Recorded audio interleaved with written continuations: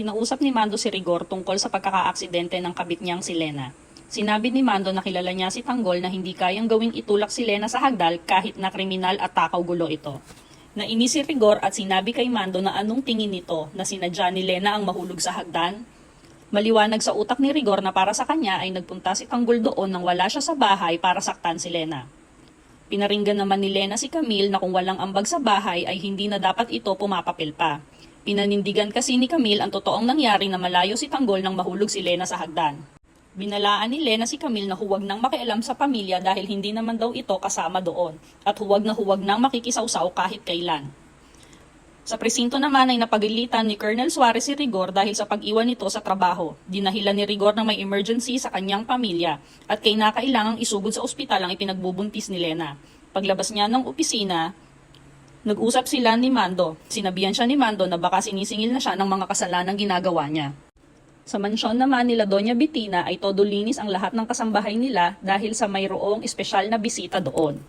Si Tanggol naman ay nagbumukbok dahil naguguluhan siya sa nararamdaman niya para kay Bubbles. Iniisip niya kasi na mali ito dahil kailangan daw niya munang bigyang hustisya ang pagkamatay ni Mokang. Pinansin ni Prida ang pagmumukmok ni Tanggol at sinabing parehong itinatago ni Tanggol at Bubbles ang kanilang nararamdaman sa isa't isa.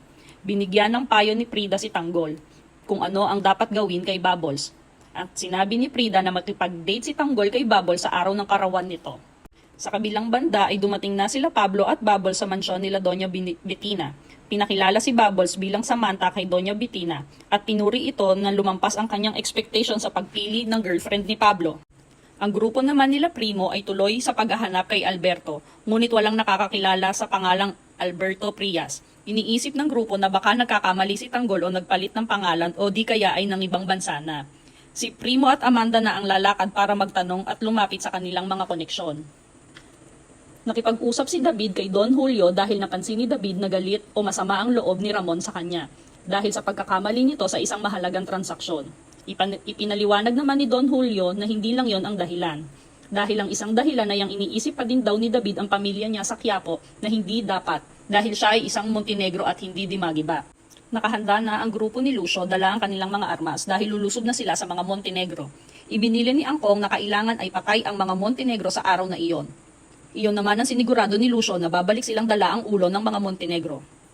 Dumating si Tanggol sa bahay nila Supremo at sinabi niya ang impormasyong nalaman niya na sa Gonzales compound sa Quiapo ito namamalagi at kailangan na nilang agad kumilos.